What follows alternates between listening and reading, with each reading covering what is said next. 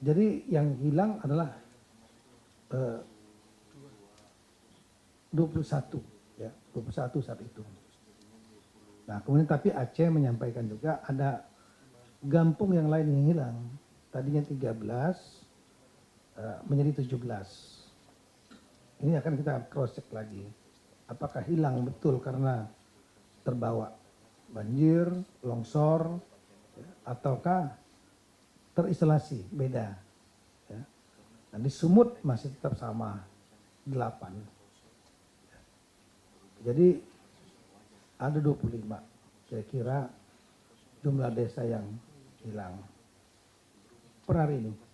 Tapi kita akan cross check lagi nantinya. Nah, kemudian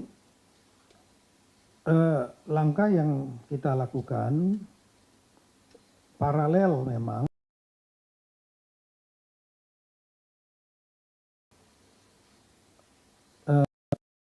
perhatian untuk membangkitkan atau menghidupkan indikator-indikator pulihnya suatu keadaan pasca bencana. Dan kemudian masih tetap dilakukan upaya untuk akses, memperbaiki jalan-jalan, jembatan. Kalau untuk nasional, menurut Menteri saja yang akan dikerjakan beliau dan sedang dikerjakan, yaitu antara Belangkajeren dengan Kutacane kalau saya tidak salah, jalan nasionalnya. Sementara jalan nasional yang lain di Aceh, Sumatera Barat, Sumatera Utara, jalan nasional sudah terhubung, sehingga akan memudahkan mobilitas orang atau barang, termasuk dukungan-dukungan dari Jeren itu dengan di Gayo Luas ya. Nah, kemudian yang lain adalah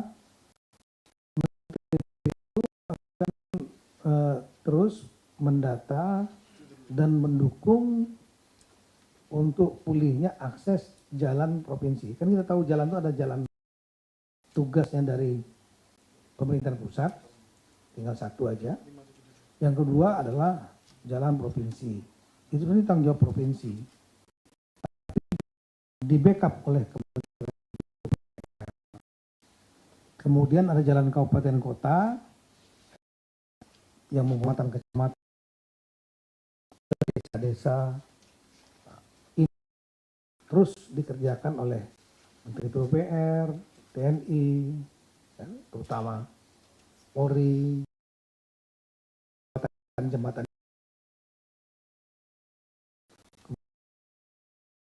pasca hujan lagi, ada juga yang longsor lagi kan.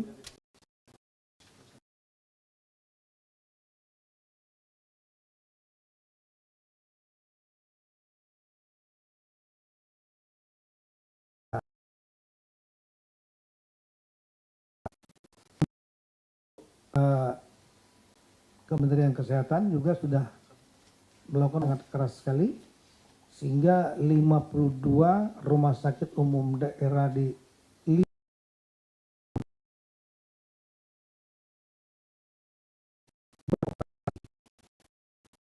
maksimal, belum maksimal. Yang belum maksimal Aceh Tamiang. Saya meninjau langsung, Menteri Kesehatan sudah menerima pasien, termasuk rawat inap pun sudah. Semua dukungan, termasuk peralatan tenis, ada yang rusak, alat MRI, CT scan, yang tenis-tenis semua itu dideploy, didukung, dan dikirim relawan-relawan, maksudnya relawan inilah tenaga kesehatan, ya, yang di bawah binaan dari Menteri Kesehatan didorong semua, hampir 300 orang untuk memperbaiki sarana kesehatan. Dan itu sekali lagi semua 52 kabupaten kota sudah beroperasi. Sekarang mas ya, untuk sarana kesehatan. Kemudian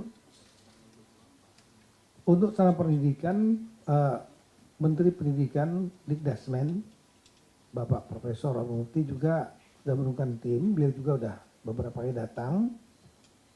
Ini yang sedang dikerjakan oleh beliau untuk bisa dinormalisasi untuk yang sedang terdampak.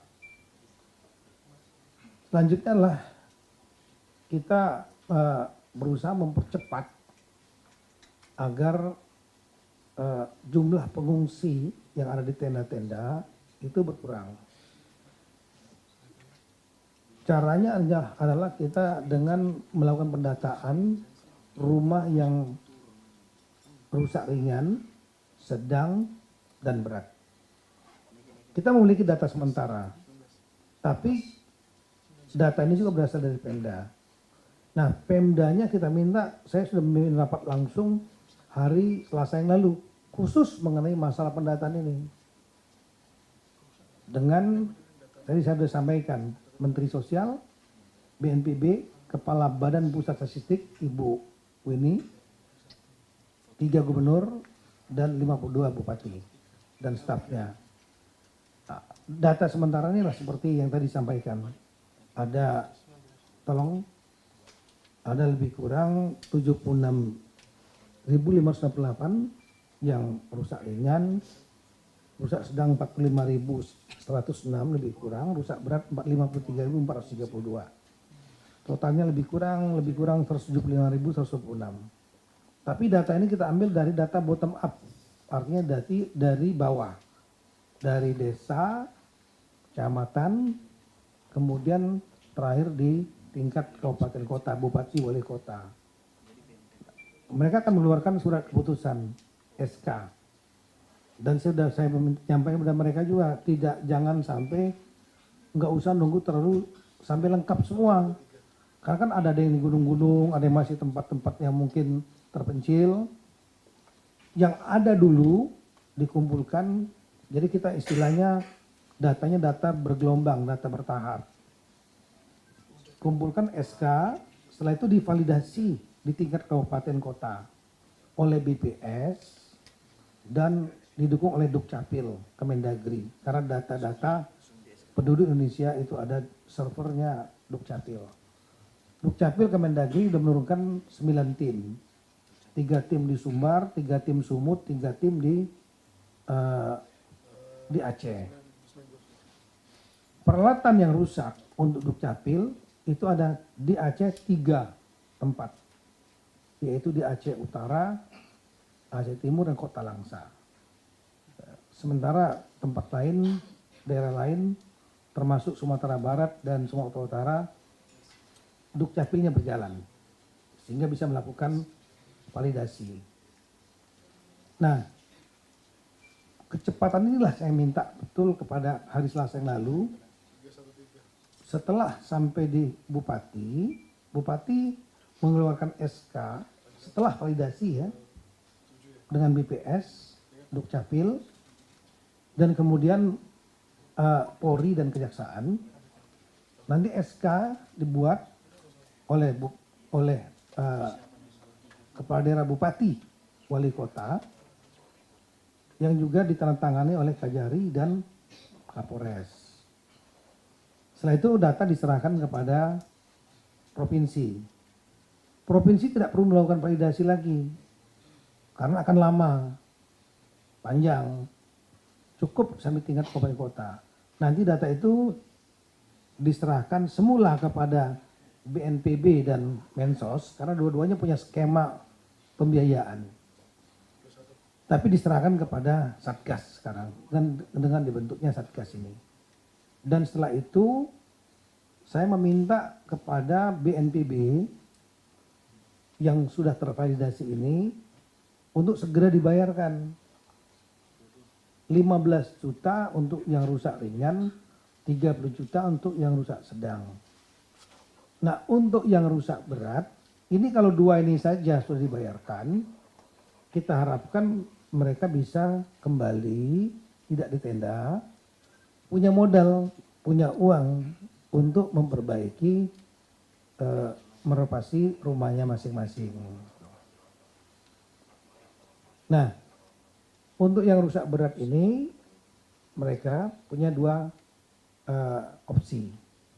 Opsi pertama adalah disiapkan hunian sementara yang kemarin dibangun oleh Danantara, diantaranya sudah 600 yang di Aceh Tamiang. Totalnya sekitar 15.000 dari Danantara saja.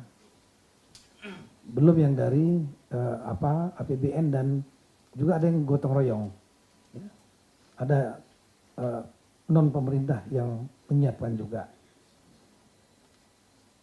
Itu opsi satu di Huntara, hunian sementara. Opsi duanya adalah mereka diberikan dana, namanya DTH, dana tunggu hunian. Mereka dengan dana itu mereka bisa sewa 650.000 per bulan, diberikan sebanyak 3 bulan. Dan kemudian bisa juga uang itu dipakai, mungkin mereka pakai diserahkan, tapi mereka tinggal di rumah keluarganya. Kalau mereka nyaman di situ, terserah opsinya. Dan kemudian diberikan juga dukungan dari Kementerian Sosial bagi yang di Huntara tadinya, hunian sementara, itu untuk peralatan perabotan ya 3 juta, dan untuk bantuan stimulus ekonomi itu 5 juta bagi mereka.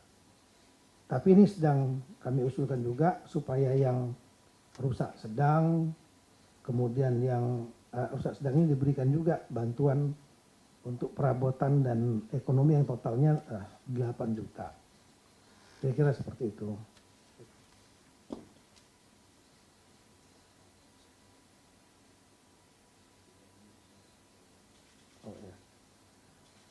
Nah ini kemudian yang berikutnya adalah kita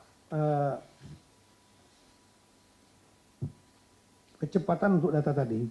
Nah kalau data ini bisa rusak ringan sedang terutama sudah diterima, kalau boleh lihat datanya daerah-daerah mana saja yang sudah mengirimkan. Nah ini ada daerah yang sudah mengirimkan. Ya di Aceh itu ada 18 sudah mengirimkan, kecuali 2 yang belum, Aceh Besar dan Aceh Singkil. Ini yang kita kejar datanya. Kalau yang di Sumatera Utara sudah 100%. Asahan tidak mengajukan. Kenapa? Karena Asahan mengatakan kami hanya terdampak, kami bisa atasi. Saya menyampaikan hormat saya kepada Bupati Asahan yang sudah bisa menangani sendiri. Ya, mungkin dampaknya nggak terlalu berat di sana dan cukup dengan APBD-nya. Kemudian untuk Provinsi Sumatera Barat juga sama. Dari 16 ada 4 yang tidak, yang lain sudah mengirimkan data. Yang 4 belum, yaitu Mentawai, Solok Selatan, Bukit Tinggi, Payakumbuh. Ketika kita tanya, yang mereka mengatakan, bupatinya mengatakan bahwa mereka sama, tidak terlalu berat terdampaknya dan bisa diatasi oleh APBD mereka. Kami ucapkan terima kasih kepada para bupati yang bisa menangani sendiri. Ya, karena dampaknya nggak terlalu berat gitu. Nah bagi yang sudah mengirimkan ini, kami tinggal masuk tahap validasi, diserahkan, dan kalau kita bisa membayarkan ringan sedang ini dibayarkan, mereka kembali, jumlah mereka di pengungsian jauh berkurang, sebagaimana data tadi. Jelajahi cara baru mendapatkan informasi. Download Metro TV Extend sekarang.